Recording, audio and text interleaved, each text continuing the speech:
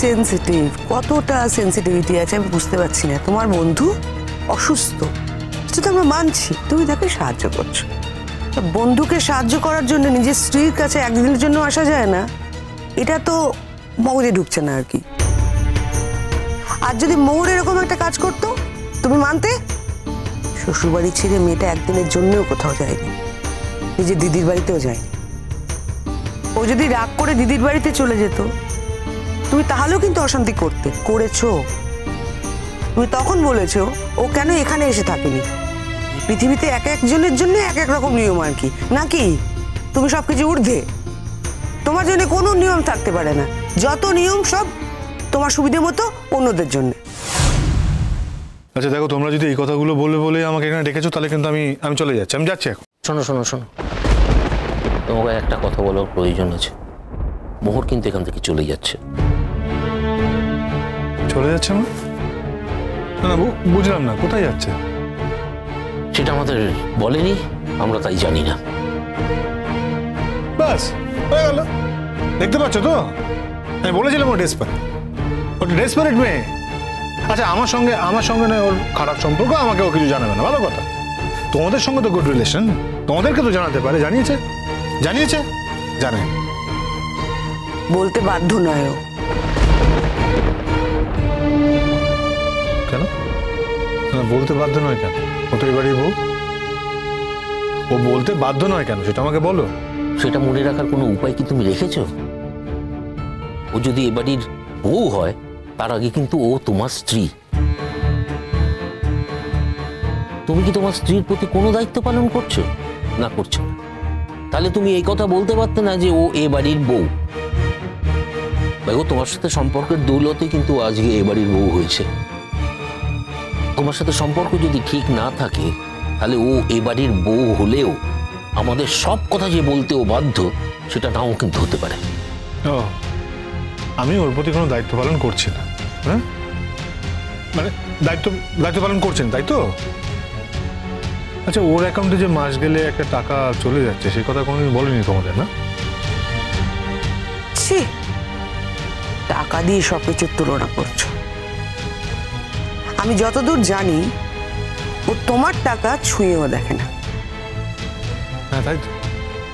তোমার জন্য যেমন আমার বাবা জীবনটাকে সাফার করেছে, সেরকম মোড়ের জন্য আমি এই জীবনটাকে সাফার করছি।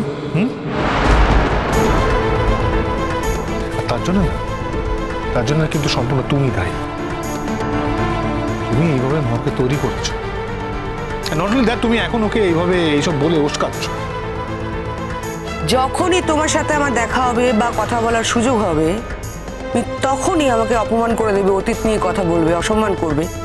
এটা কিন্তু আমি আর সহ্য করব না। আমি এখানে আসতে চাইনি, জোর করে আমাকে এখানে আনা হয়েছে। আমি তো বারবার চলে যেতে চেয়েছি, বারবার তোমরা সবাই আমাকে আটকেছো। কেন? এটা তোমাদের দায়। আমার যাওয়ার জায়গার কোনো অভাব নেই, এটা নিশ্চয়ই জানা আছে। ওর উপর রাগ করে তুমি চলে যেতে চাইছো কেন? You are my wife. একদিন তোমার প্রতি আমি দায়িত্ব পালন করিনি ঠিকই, আজ তো আমি সবকিছু সামলে নিয়ে তোমার সাথে একটা সুন্দর সংসার তৈরি করেছি। সেই সংসারটাকে ভেঙে দেওয়ার অধিকার তো শঙ্কর নেই। ও কি বলছে না বলছে তার উপর নির্ভর করে তুমি তোমার সিদ্ধান্ত নিতে পারো না। দরকার পড়লে ও আমাদের জীবন থেকে সরে যাবে।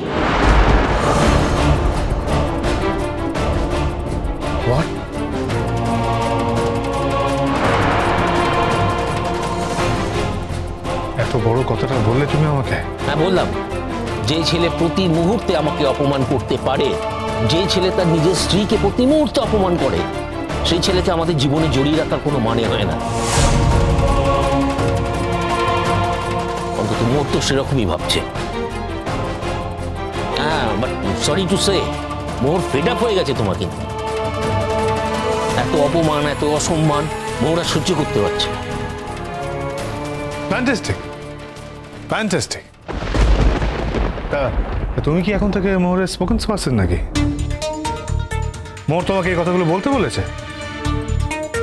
মোহর কোনোদিনই তোমাকে এসব কথা বলতো না, আমরা জানতে পেরেছি তাই তোমার সাথে শেয়ার করলাম। আমি জানি যদিও এরপরও তুমি জাগ্রত হবে না, তুমি তোমার ওই বন্ধুর কাছেই পড়ে থাকবে। মোড়ের কাছে আসবে না, মোড়কে ধরে রাখার চেষ্টাও করবে না, তোমার ইগো সেটা তোমাকে করতে দেবে না। কিন্তু একটা কথা মনে রেখো শঙ্খ, স্বামী স্ত্রীর মধ্যে কোনো কাছের সম্পর্কের মধ্যে কখনো ইগো রাখতে নেই। এই ভুলটা কিন্তু তুমি বারবার করছো। তোমার ইগো তোমাকে দিয়ে এমন কিছু কাজ করি না যে কাজ সারাটা জীবন তোমাকে সাফার করাবে। এখনো তো তাই হচ্ছে, কিন্তু কি করবো বলো? আফটার অল তুমি তো আমাদের ছেলে, তোমার কোনো ক্ষতি হোক সেটা তো আমরা চাই না। মোহর চলে গেলে আমার ক্ষতি হয়ে যাবে। মুখে স্বীকার করছো না, কিন্তু মনে মনে তুমি জানো যে মোহরের মতো শুভাকাঙ্ক্ষী তোমার আর একজনও নেই। মোহর চলে গেলে তোমার ক্ষতি হবে, তুমি সেটা জানো। আর ক্ষতি সবসময় একরকমের হয় না, নানা রকমের ক্ষতি হয়। এটা চলে গেলে তুমি বড্ড একা হয়ে যাবে, কারণ মোহরের মতো করে তোমাকে আর কেউ বোঝেনি। এখন দুয়ার দিয়ে ঠেলে সরিয়ে দিচ্ছ তো, পরে কিন্তু তোমারই ক্ষতি হবে। মোহর কিন্তু ঠিক ঘুরে দাঁড়াবে, সে ক্ষমতা ওর আছে। ওকে এই কথা বলেছে নাকি যে আমার জন্যই চলে যাচ্ছে? ও তো অত বোকা মেয়ে নয়, এ কথা বলবে কেন? ও বলেছে চাকরি করতে যাচ্ছে। এখনো তো এমএ পাশের রেজাল্টটাই বেরোয়নি, কি চাকরি পাবে ও? শোনো আদি, ওর যোগ্যতায় ও যেমন চাকরি পাবে সেটাই করবে। তো সাহস হয় কি করে ওর? হ্যাঁ, না না, এই পারমিশনটা ওকে কে দিয়েছে? কে দিয়েছে? পারমিশন দেবার জন্য কেউ ছিল ওর কাছে? ছিল না তো। কার পারমিশন ও নেবে? কার কার কার থেকে পারমিশন নেবে? কার ওকে নিয়ে মাথা ব্যথা করার সময় আছে? সে তো নিজের অহংকার, নিজের ইগো নিয়ে বসে আছে, নিজের বন্ধুর কাছে পড়ে রয়েছে। এমনকি মোহরও যদি ওখানে যায়, সেখানেও তাকে অপমানিত করা হয়। এত অপমানিত হতে হবে কেন ওকে? শঙ্খ, শঙ্খ, আমার একটা কথার উত্তর দাও তো। তোমাকে বিয়ে করে সে কি কোনো অপরাধ করে ফেলেছে নাকি যে বারবার নানা জনের সামনে তুমি ওকে অপমান করবে? কেন? ও তো ভাবতেই পারে যে এত অপমান সহ্য করে আমি থাকবো কেন। ও ডিভোর্সের কথাও ভাবতে পারে। হ্যাঁ, তাই তো দিয়ে দিক ডিভোর্স। না না, দিয়ে দিক। না না, আমি কি ওর কাছে ভিক্ষা চেয়েছি নাকি? ওর ডিভোর্স দেওয়ার আছে তো ডিভোর্স দিয়ে দিক। কবে দেবে বলো? বলো কবে দেবে?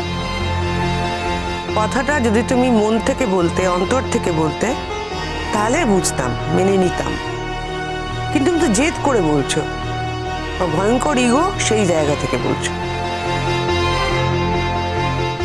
আর যাই হোক না কেন, আমি তো মা, আমি তোমাকে এইটুকু চিনি। যাই হোক, থাকো তোমার জেদ নিয়ে, আমার আর কিছু করার নেই। আর আমি এটা নিয়ে মাথা ঘামাবো না। আমি তো মাথা ঘামাবোই না, তার কারণ তুমি পছন্দই করো না আমি কোনো কথা বলি তোমার কোনো ব্যাপারে। তোমার বাবার ব্যাপারটা আমি বলতে পারবো না। আমরা যেহেতু খবরটা জেনেছি, আমাদের মনে হয়েছে তোমাকে খবরটা জানানো উচিত, বলা উচিত, তাই বললাম। আমি আর তোমার এই ব্যাপারে থাকবো। এবং চোখের সামনে অন্যায়গুলো আমি সব দেখতে পাই, আর সেই অন্যায়গুলো দেখে যখন আমার প্রতিবাদ করার কোনো জায়গা নেই, আর আমার প্রতিবাদে তুমি ধার ধারো না একদমই, তখন তোমার কোনো ব্যাপারে আমি থাকতেই বা যাবো কেন? কি এসে যায় বাবা?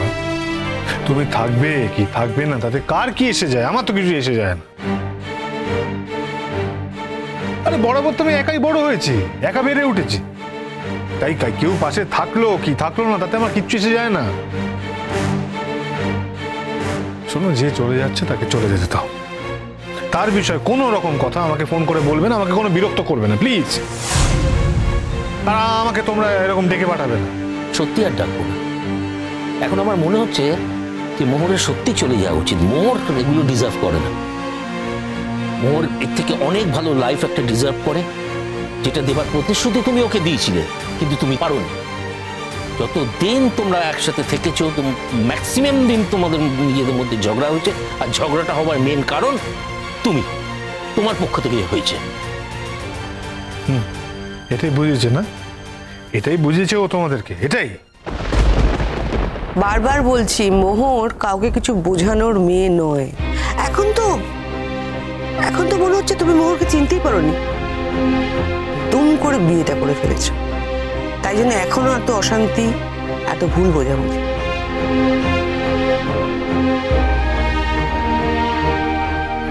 তুমি কিছু খাবে? হ্যাঁ? না। আমি জানতাম এখন চমাও আমাদের উপর তো খুব রাগ হয়েছে তোমার, তাই জন্য তুমি খেলে না। এখনো সময় আছে শঙ্কর, মোর এখনো কয়েকটা দিন আছে।